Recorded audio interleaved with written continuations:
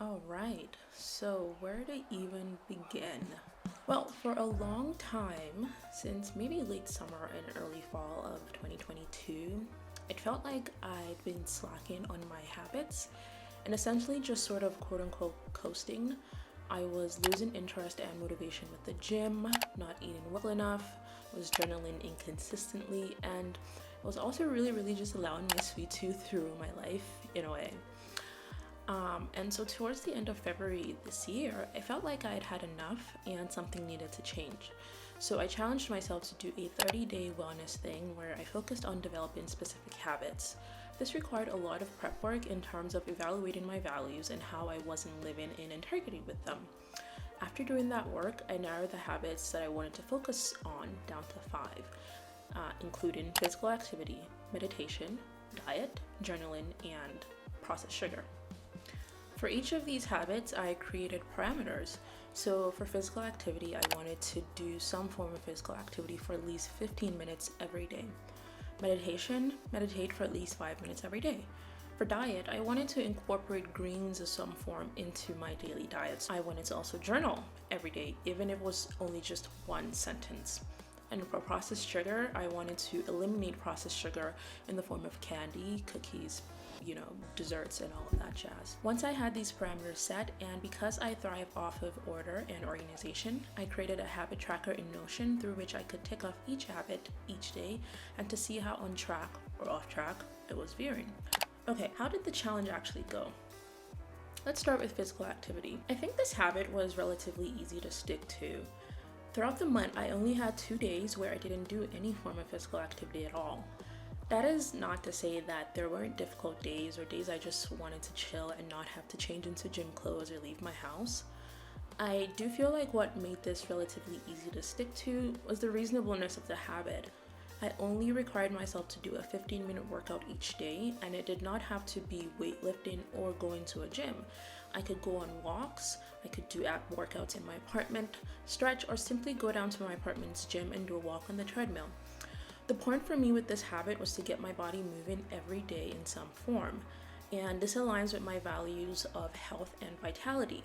And I must say that the further I got into the month, the easier it became.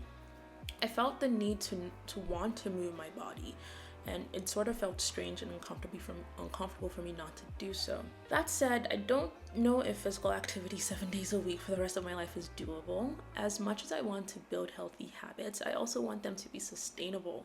What I know for sure is that moving forward, I'm going to modify this to incorporating movement for at least 15 minutes for at least 5 days weekly. This, I believe, is more sustainable. For meditation. This one is perhaps the one I struggled with the most, not in terms of staying consistent and actually meditating. That I managed to do fairly well. I only actually missed 1 day throughout the entire month. But I struggled in terms of the quality of the meditation. Meditation can be so difficult.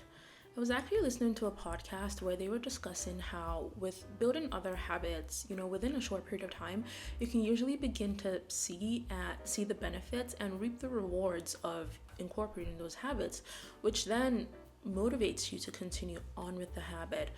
But with meditation, it's really not so. The gratification for meditation is not instant. It's not even really available in the short term. It takes a hot minute to begin to notice its benefits, and that can make it difficult to continue on with. Moreover, like most normal people, my thoughts just do what they do when you're supposed to be focusing on your breath or on your body, and when you feel like you aren't doing that, but you're thinking of your long to-do list. It can be discouraging, and at points I felt like I was failing at meditating. I was thinking, but I think that's the point. Especially when we're just starting off, the point is to notice and witness when your mind begins to drift and gently refocus on your breath or on your body. To notice and notice again and come back to the present moment. It's hard and daunting, but like everything, practice makes perfect. And that's definitely how I felt about meditation during this month. I'm certainly not perfect at it, and most times I realized that I went the entire time not even paying attention to my breath. I don't take it too personally though. And I just vowed to do better next time because practice makes perfect. With my diet, I really just wanted to focus on incorporating more quote unquote greens. And with every other aspect of this challenge, I was realistic about what this meant. I'll be honest for a sec. I am not a huge vegetable eater. I never have been, and I probably never will. However, I do recognize the importance of healthy, wholesome diets, and I can feel the difference in my body when I do eat well. So for this aspect of the habit, I challenged myself to incorporate some form of grain into my diet. For the most part, this was in smoothie form. And on days where I did not make a smoothie, I just had some greens powder with water. It's probably not very impressive to most, but to me, it was a good start. Prior to this, I was becoming very aware that my sweet tooth was beginning to rule my life. I could not finish my day without having cookies in bed and watching Bob's Burgers. I always had some form of sweets at home, and my body was beginning to react to all of that added sugar. That said, you would think that with my sweet tooth, I would struggle the most with this aspect of the challenge. I really didn't that much, which surprised me. Of course, there were times where I was really craving something sweet, but I never relented. That said, I did allow myself some things. Yogurt cups at work, which have like 10 grams of added sugar, and I also had like one brunch meal with friends. However, I'm not worried about foods like that because I don't think I'm hardly ever craving like yogurt or French toast. My real goal was to truly wean myself off of the sugary desserts that I was becoming reliant on, and I kind of feel like I succeeded in that. I mean, my office the other day brought in donuts, and I somehow managed to not even have a single one, although their sweet siren song was calling to me and it was so strong. So, I will be carrying on with this no processed sugar thing for as long as I possibly can, but with exceptions. Journaling.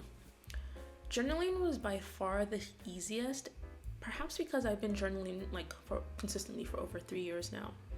There were obviously times where I feel of course, but in the last few months of 2022 and the first few weeks of 2023, I started falling off course again, and I didn't really like that. Then I read a passage from 101 Essays to Change the Way You Think, where she said something about recording every single day for 365 days, even if it was like only a sentence.